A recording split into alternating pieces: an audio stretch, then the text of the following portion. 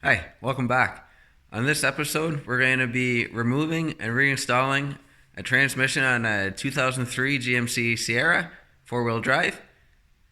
Don't forget to subscribe and click the notification button, and go check me out on Instagram at Clargo Garage. Let's get started. Alright, so I've already got started on removing the transmission. So I've removed the cross member that runs underneath the transmission. I've also removed the Y pipe from the motor to the exhaust, so that's out of our way. I've also already disconnected the tranny lines as well as pulled the dipstick, and I also drained the oil or the transmission fluid out of the transmission, because when you pull the dipstick out, it will run down. I've also removed the drive shafts front and rear already. I did that in another video if you need to see just how to do that. I've got all the bolts off the transmission. I have one bolt left on the flex plate that I'm going to show you how to get to them and access them. I've also removed the starter and disconnected the battery, so not for about any wire shorting out or anything like that. And then I'm going to be putting in a used transmission. I'm going to put this transmission in here. If you follow me on Instagram, this is that motor and tranny and transfer case out of that red truck. So I'm not using the motor at all on this. I'm just using the transmission, and the transfer case is electrically engaged, and the one in my truck is mechanically engaged. So I'm not going to use the transfer case either. So there's a total of 8 bolts going from the bell housing into the block.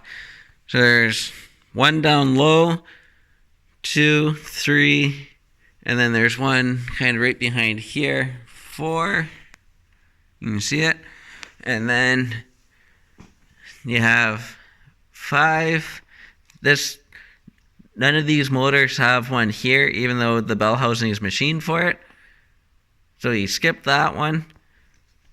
And then 6, 7, and then 8 is down on the other side. And then on the transfer case, 1, 2, 3, 4, 5, and then there's one on the bottom making 6. Alright, so to get the flex plate separated from the torque converter, you're going to have to remove your starter, and it's just held on by the 2 bolts going into here, and then there's 2 wires that go on it, one for the solenoid and one for the actual power. And then there's a plastic plate that sits right here that's just held on with a little tiny bolt, a 10 millimeter head on it. So you pull that plate off, and that will expose your flex plate. And there's 3 bolts holding the flex plate on. I've already gone ahead and loosened them. I actually got 2 of them out, and this is the final one. And to spin the motor, the easiest way is to go up on top of here in the bolt that holds your harmonic balancer on, and it is just a 15/16. I find works quite well on it, and I just use my breaker bar, and I'll try to show you what I do. So you just kind of carefully slip it up and in. Alright, so you just slip it up and in onto the bolt holding the harmonic balancer on, and then you can rotate the motor one way or the other to expose the bolts that you need to get to, just like so.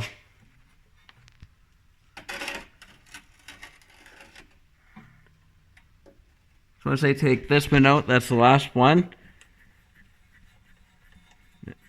And then we are free from the flex plate to the torque converter. And I've already got all of the bolts out of the bell housing. I got all the electrical connections undone. So now we are ready to separate them. I find you normally have to kind of tap with the chisel in between the two faces, and that usually gets it broke free. So we're going to go ahead and do that. I've already got it all supported. If I was doing this on the ground, I would consider taking the torque converter off, or I would consider taking the transfer case off and dropping that down, and then the transmission. But I'm going to do it all in one swoop. The transfer case sticks out past the rear support for your torsion bars, but I think once it's broke free from the motor, I'll be able to slide everything towards the back of the truck, rotate it down, and then slip it out. So we'll see how that goes. Alright, so this is my donor transmission.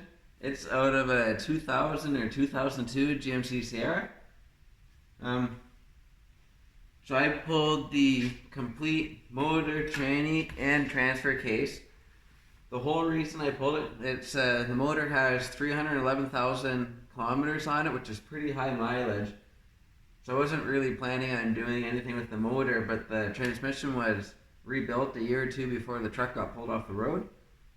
And my transmission was slipping really bad going from second to third. And then if you try to pass on the highway and hammer her down, it would just start to slip and make a lot of noise, but it wouldn't really go anywhere. So I ended up pulling the transmission, and then in the future, I am planning, since I got the motor, it was running good. It had a slight little knock to it, but it's good enough for now. I have a 1936 GMC that I'm rebuilding, a pickup truck. So I think I'm going to throw this motor in it, because it'll be easy to swap out on that when the motor does blow. Being such high mileage, but it'll get me going for cheap.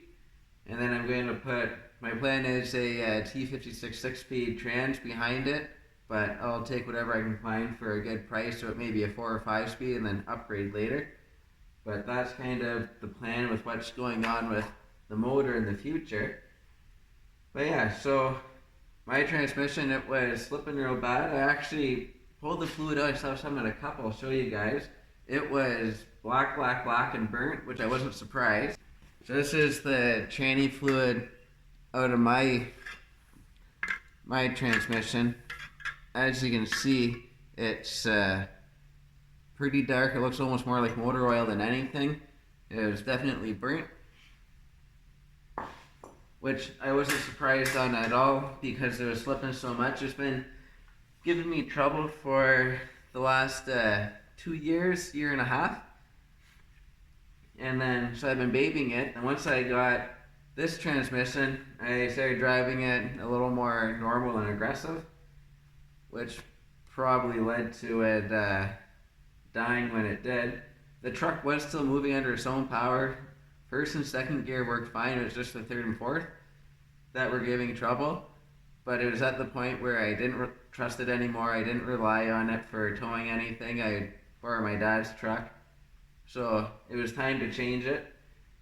So I'm hoping that this transmission is actually good. So, because this will save me a lot of money, and if it's not good, it'd be a lot of work doing the job twice. This is a bit of a pain getting the transmission in and out. So, going over everything on it. So you have your wiring harness coming from the motor, and it clips on up here off the bracket, and it comes down and it feeds your shifter box. So you have a box right here with 2 connectors on it. They just slip on like so. And then these 2 connectors, they were the hardest thing to get out of this whole job so far, was getting these out. This transmission, with it being rebuilt, I'm not sure if it was previously cracked or not, but I know I definitely cracked it a little bit more if it was previously cracked. So I ended up cleaning it up real good and then sanding it down with 60 grit and putting some two-part epoxy glue on it just to make sure it stays watertight and is good. But yeah, once you get those connectors out, so you have those two connectors, and then coming off this wiring harness, you also have an O2 sensor, and then there's another O2 sensor on the back part of it, and then you come over to this side of the motor, and there's this electrical connector here, and to get this off, on each side you can kind of see there's a bit of a groove on it on the two sides. So you just grab it like so, pinch, and then pull up, and that will take that connector off. So that's one of the easier ones. So that gets our wiring harness off out of the way. And there's one more plug-in on here. I can't remember where it went to, if it was a seatbelt indicator or where it really went to. It's been a while since I pulled this motor out. So there's that. And then we have our lines that come on here, our transmission lines that come on here, and they were in an 18 mil. So what I did, once I had the bracket brace holding the transmission, that would be this guy right here, and the frame, it would be right along here. So I took this bracket right out, and then I rested the tail end of the transfer case on the bracket for the torsion bars, because the transfer case overhangs about that far. And then I was able to pull the Y pipe right out, and instead of taking the O2 sensors out, I just unplugged them, and you have enough room to jiggle it very carefully to get the Y pipe out. So we did that. And then when I was trying to get my electrical connectors off on my transmission, I was afraid of cracking that box as well. And I wanted to make sure I had a good spare backup. So I ended up getting it, I dropped the pan, and then I took it out. This is what it looks like. So this is how it sits. You have your two connectors here, and then you have your linkage arm that bolts on here. And then inside the transmission, which is, you have to take it apart, there's a bolt here. This just slips into kind of like a keeper, and then between the bolt and this little keeper here, kind of see it like that, there's a like a selector with the different grooves for your park, reverse, neutral, and then drive, 3, 2, 1. So you gotta actually drop the pan so you can get to this nut, and then once you get this nut off, I snugged this nut back up and I just put a wrench on it and kind of kept turning and worked it out, because this is built right into this box. It has like a selector switch inside of it, so you can't just pull it right through, which I was hoping you could. And there's also a bolt here and a bolt right here holding it on, and you can get to this bolt with your connector. I used the wrench and carefully slipped it in. I kind of pulled on the connector just a bit to get to slip on, and then I was able to keep working the wrench to get it off. It was definitely a pain, but I know I have a good non-cracked one that was good when I took it off. And I also know that I can change this with the transmission still in the truck. I'll just have to drop the Y pipe to do it, but I won't have to pull the whole transmission. So if the one on my donor transmission, if it does get buggered up or doesn't last, I know I have a good spare that I can change in an evening. So now getting to the bell housing bolts. So that's probably where you're going to want to go to next. I used a combination of a few different tools to get them off. I was able to use a ratchet wrench for a couple of them. And then I have these wonky wrenches here. I just bought them at Canadian Tire. I'm not sure what they're actually called, but I was able to use these on the bolts on the passenger side. It worked out good for getting in. And then on the driver's side, for most of them, I was able to use an extension with a universal joint on it, and I was able to kind of come up underneath the lines and get to my bolts and loosen them off that way. So the driver's side of the motor is definitely the easier side. And then you also have to pull your dipstick out.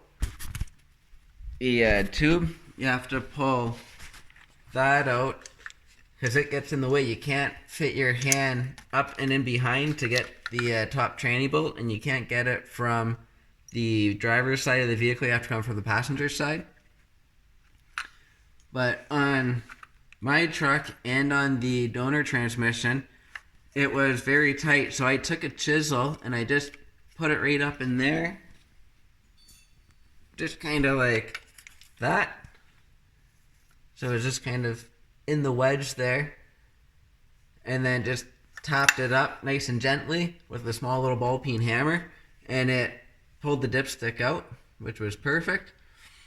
On this transmission, I'm actually leaving the fluid in it, so when I pull this all the way out, I'm going to make a little plug to stick in it to keep the dirt out and keep the fluid in.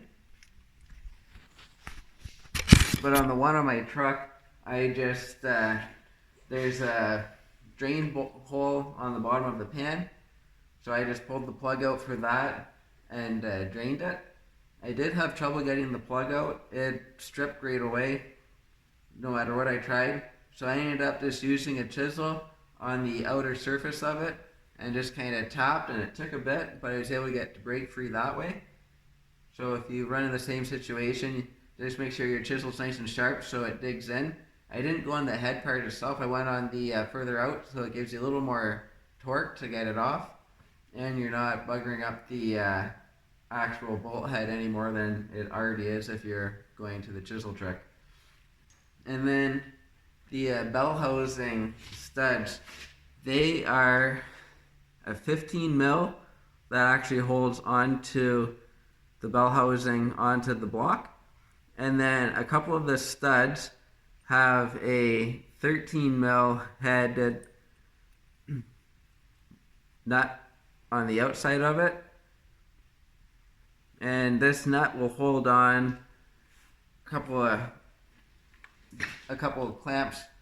So the dipstick, it's held on by a nut on the exterior, so you got to take the 13 mil nut off before you can start undoing the 15 mil bolt nut. And this is all one unit. It's manufactured, so it's all one piece. And then on the very top of the transmission, there is a bracket that holds on your vent lines. So you gotta take that 13 mil nut off to expose the actual bell housing one. And then second top one, there's another bracket that holds on your wires and also your fuel line. So you have a supply, a return, and a line for your evap canister, which all the lines run down and over, and then they're held on by another bracket with the transfer case bolts.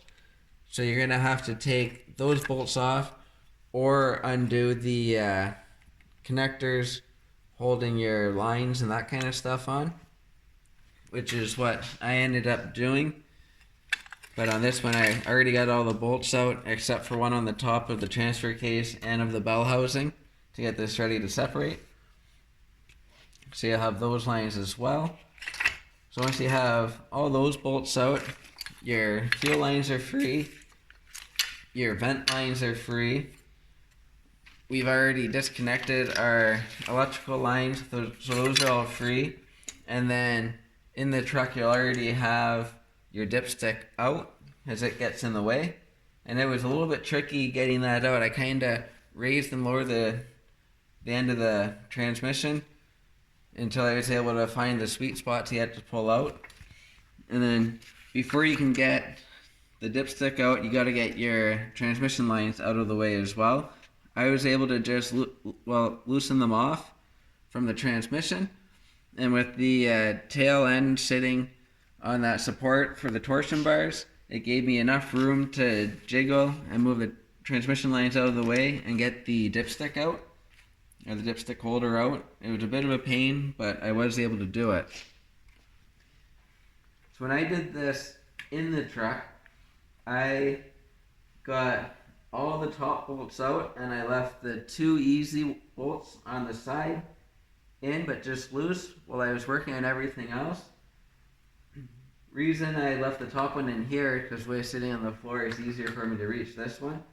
But in the truck, once you get all those lines out, because that really is a large bulk of the work, is just getting to these bolts. You can't see anything.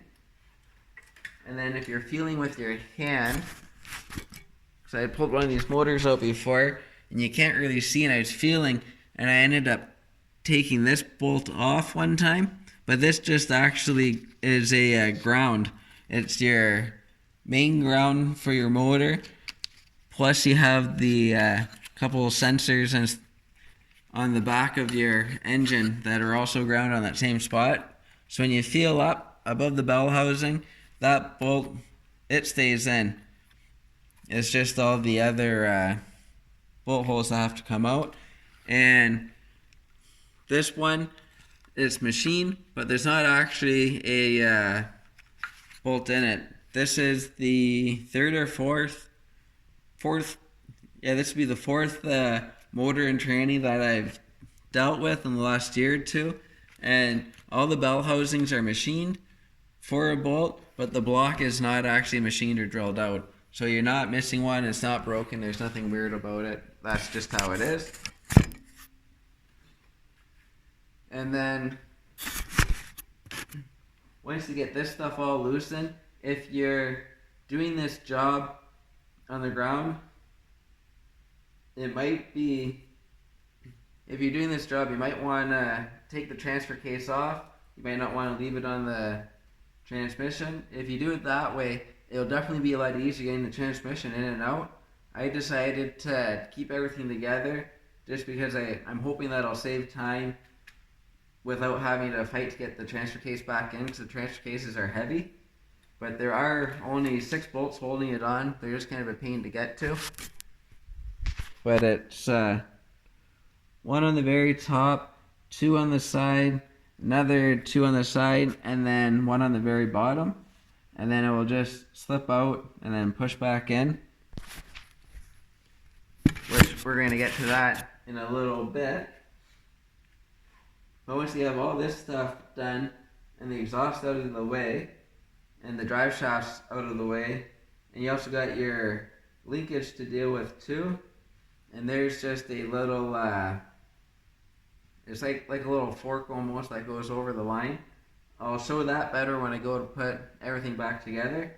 So I've tried to show it when I took it apart, but it was very easy, so I will show putting it together and taking it apart, just so you guys will see. So look towards the end of the video for that.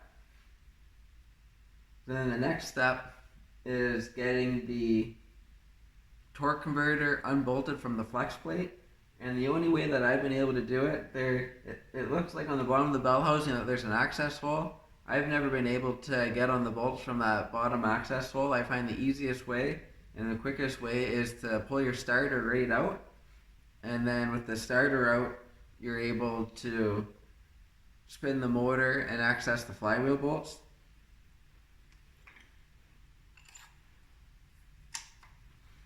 So this is what your starter looks like. Right here is where your teeth are to engage on the flex plate. So when you go to take this out, you're going to have 2 electrical connectors on it. So you have this one little guy here, which was an 8mm wrench that I used to get to it. And this would be for your solenoid. And then this one here was a 13mm, and that's where your actual starter line goes to. So you gotta take both of those off to give yourself enough room to actually get the starter out of the way. And when you're dealing with the starter, you're gonna wanna disconnect your battery, because the larger wire that goes on the line side of your solenoid, it has constant power on it all the time. So if you don't disconnect your battery and you take that off and it touches the frame, it'll start arcing and sparking like crazy because it's direct feed. So you're going to want to disconnect that. And then it's two 13mm bolt heads holding the actual starter on. So the starter's like that, and these just feed right up and in like so. So you got to drop both of those off. And then you'll kind of have to jiggle the starter out, kind of up and then down. And then there's, this one's a little bit broken. This is off of this motor here. But there's also a plastic cover underneath the starter, held on with a little bolt, just has a 10mm head. So you got to pull that off as well, which then gives us access to the torque converter and the flywheel. So right down here is where your starter would be sitting.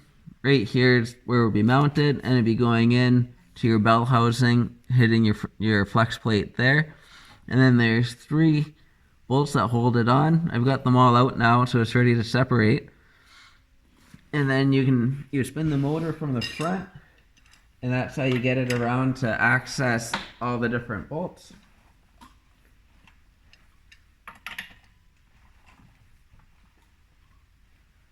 Just like so. So once you get all the bolts out holding the torque converter to the flex plate, and you have all the bolts out of the bell housing and all your lines and everything disconnected, then you are ready to separate it. And I'll show one more time on the front. So this is our motor from the front. And then this is your harmonic balancer, and there's a bolt in the center of that. So I just use my breaker bar, and I found a 15/16 seemed to fit the best.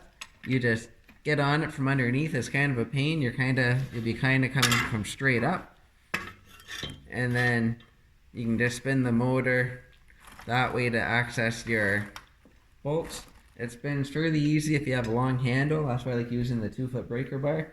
It seems to make it the easiest. So now we've got everything ready to separate. I have the engine already re-slung, so it should separate fairly easy. I have blocks underneath the oil pan, or blocks underneath the pan on the transmission. So I just got this last bolt to take out. So we'll get that out, and then we should be able to split the transmission from the engine. And then once the transmission is split from the engine, that's when I'm going to split the transfer case from the transmission. So everything's free. I'm going to lift it up just a little bit. And then I find the easiest way, I had used a long chisel, and then I come right on the edge of the bell housing, and where the block sits, there's a plastic cover on the driver's side that I had pulled off too. I slipped it back on now on this one, but it's still loose, and I go in just like that and just kind of tap lightly on the end of the chisel, and I go back and forth. Same thing on the other side, kind of at right where the starter kind of goes on. Get a little more light.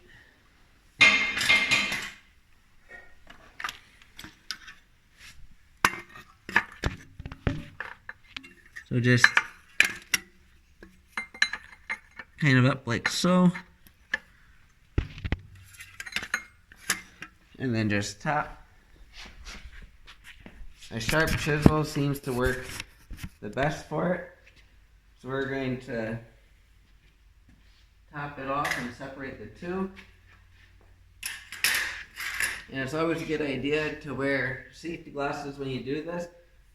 It's like over time your chisels will start to get worn out like that, and it doesn't take much for a piece of metal to fly up and hit you in the eye. And I'm just going to use a small little ball peen hammer. Should be enough to do the trick.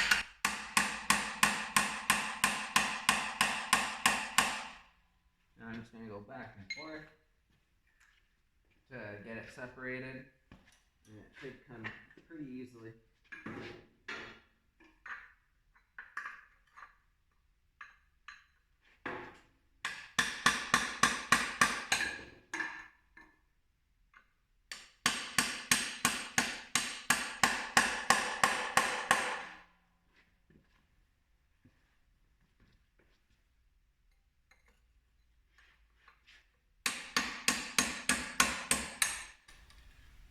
And that's all there is to it. A little more on this dowel. And now we're able to get the motor out of the way. And then that's what it looks like on the inside. So this is your torque converter, and those are the 3 holes that bolt to the flex plate. And then this here is, to me, what looks like it should be an access hole to access these bolts, but you really can't access them from that hole. When you pop it out, by the time you have the thickness of the flex plate on there, you can't see to get a wrench or anything on. So I find it's just easier to take off the starter, and then that's a good time to clean your starter up and make sure everything's good and clean your connections up on it anyways. So I'm going to leave that torque converter right in. You do want to make sure that it's fully seated, and if you pull it out, you just kind of slip it in, you kind of feel the clicks. So I'll show that on the other one probably, just in case anybody is pulling their torque converter out. And then on the motor side of things, this is what it looks like.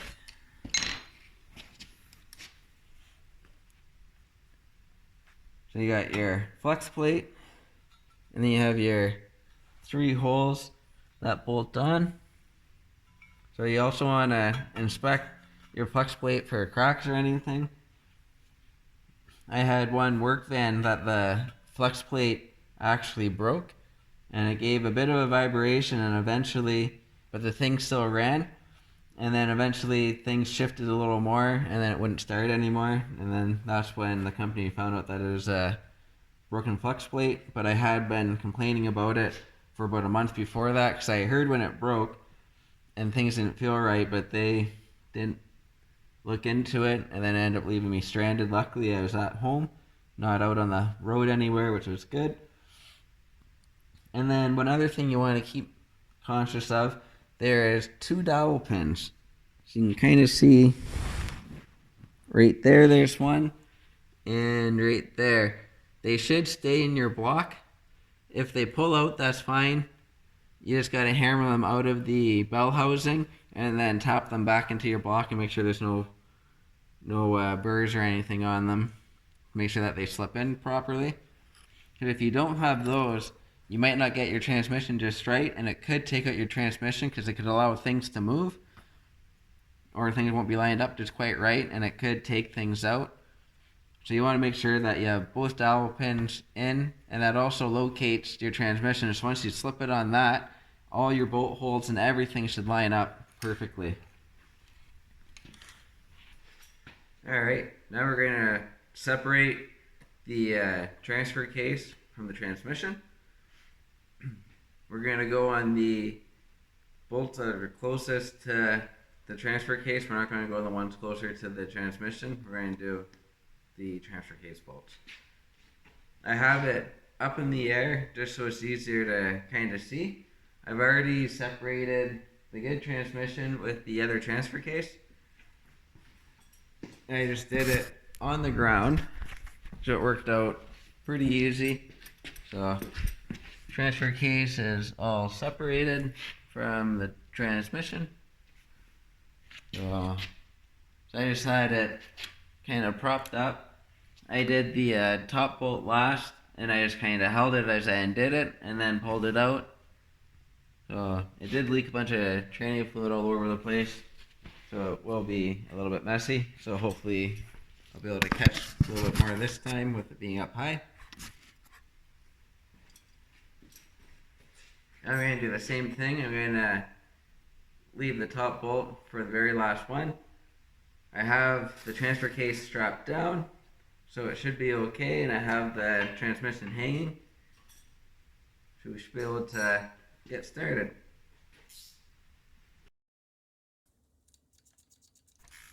And I'm just using a ratchet wrench for this. It fits in pretty easy everywhere, so it makes for a short work.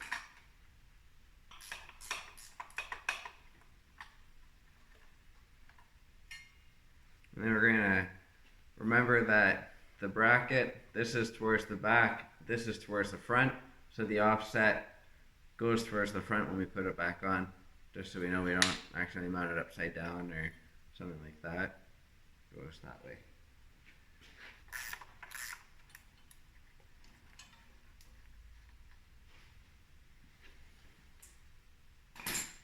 Now we should be able to just kind of jiggle it free.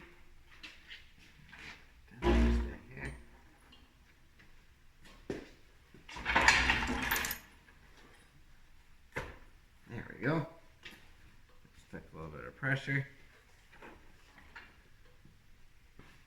Back up a little. And this should really just slip right out. It's just a matter of finding the right angle between the two.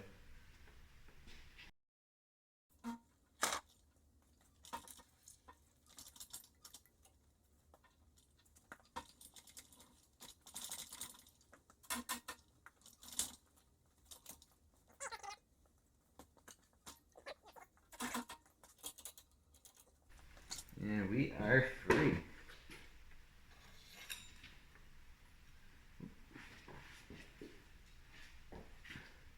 Just want to make sure you have your vent line off that top bracket.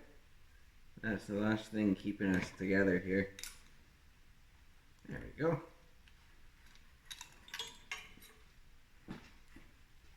And then looking at this, you can see that our gasket, part of it stayed on here, part of it stayed on here.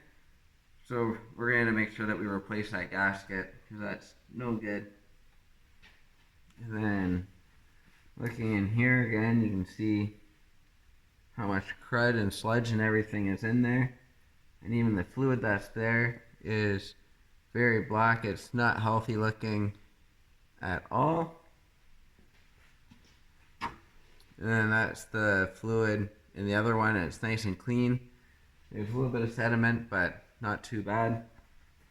Alright, right now I'm blowing out the training lines in the cooler. So I have one line coming down, and it's just dripping into my oil pan or oil catcher. And then the other line, I'm coming over and then feeding into my tranny fluid. So I have my compressed air coming in, and then coming out I have my line to go and feed pressure in. So when you pressurize the container, the air has to go somewhere, so it will force the transmission fluid up through the hose and then through your cooling system. So that's one way to try to get all the old junky oil out of your external rod for your oil cooling or for your transmission cooling. So just a little trick I do. And I don't run it at very much pressure. It's like I'll bump it on and I'll just bring it up to like 5 pounds or so. bring it up to 10. And it doesn't come out very fast because I have a lot of air loss, but you can kind of see it working through.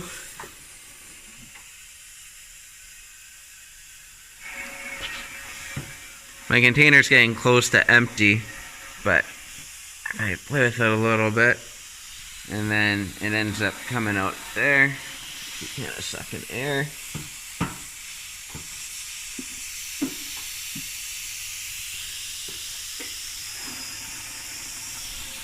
But that's how I do it to get everything blowing through and get all the old junky stuff out. And the stuff coming out now, as you can see, is nice and clean. Where the old stuff, I put my hand in there, you can tell now. Where the old stuff, as you've seen, it was black, black, black. As you can see, we have a good little stream coming out. It looks like good fluid, so I'm going to call that good enough. So then I'm just going to kind of lift up to get it out of the fluid.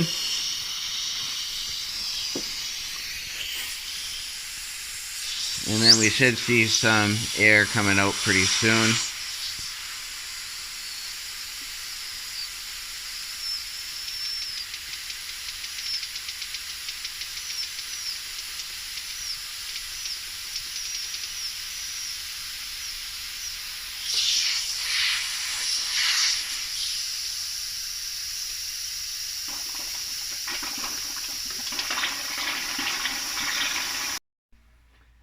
Alright, so we're starting to get the transmission up into place. So you want to kind of lift it up, and then you want to try to match the angles of the bell housing to the block, and then slide it forward onto the dowels. So as you can see, we're kind of somewhat close to the angle between the two. Kind of see it there. I wanted to put it all back up and in one unit, but I'm waiting for gaskets to come in to attach the transmission to the transfer case, and it's going to be a few days, so I want to get the transmission up and in so I can at least get the upper section done and get the lines and everything back on, and then when the gaskets do come in, it'll be a quick finish. So we're going to start jacking it up. Kind of keeping your electrical connectors and everything on their proper sides.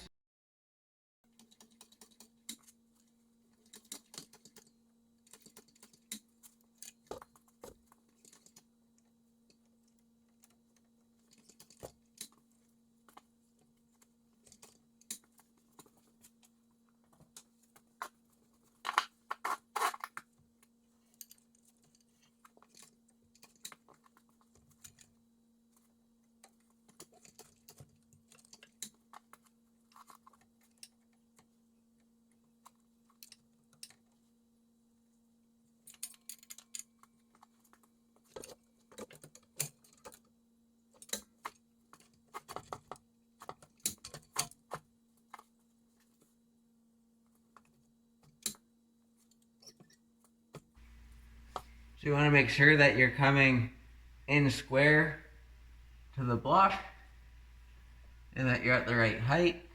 I'm very close. I'm good on the bottom. I have just a bit of a gap on the top, so I'm going to drop the front of the transmission a bit.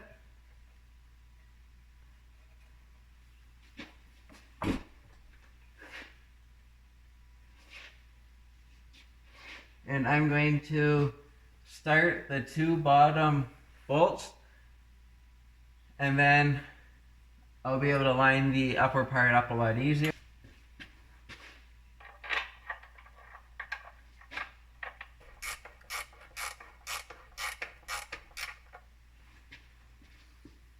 And once you have the bottom bolts kind of started, it helps to pull things in so you're not straining. And I'm sure a lot of you will be doing this on the ground instead of on a hoist. and you can do it on the ground. You just got to make sure you're not in any pinch points or anything. And just go slow and keep an eye on what you're doing and that everything's lining up right.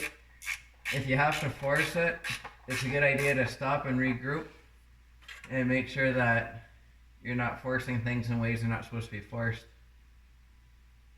But I'm looking good here. I'm looking up and I'm making sure that the dowels are going into where they're supposed to go into. It's kind of hard to see.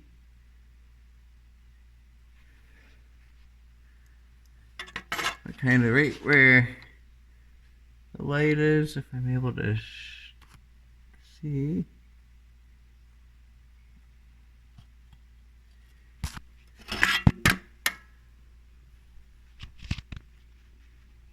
There we go. That's the dowel there. It's lining up into the hole pretty nice. I'm going to tighten up the bottom bolts just a little bit more, and I'm going to make sure the angle on the tranny is correct, and then I'm going to put a couple of the bolts in, the next two higher up ones, and they will help to start pulling things in nice and square and flat so things are lining up properly. I'm going to put a little bit of never sees on these too, actually. So when I get things lined back up, I'll pull the bottom ones out and never sees those as well.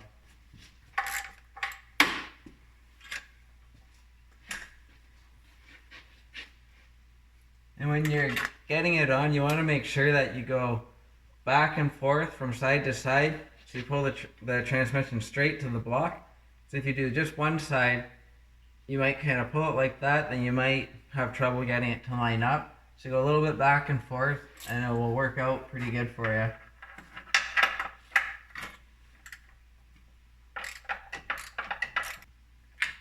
And we're not going to go overly tight right now. We're just going to snug it up till we get them all in, and then we'll worry about torquing them. But as far as torquing goes, you can't really actually get it to any real torque spec unless you have the motor and the transmission out of the truck, because you just can't get on them all to get it torqued properly. But the ones that we are able to torque, we will get. Alright, I'm going to put the rest of the bolts in off of camera, because you can't really see much anyways. And then I may put this cross member back in off of camera too. But I will have to take this cross member back out before I put my exhaust in, so I will show putting it back in then, but I might put it in just for overnight. So it's going to be a few days till I get the rest of the parts to get it back together, just so things are supported and I don't have to have the stand on it anymore, which would be nice. So this is the end of this video. I originally recorded this back in April 2021 and it is now December 2022.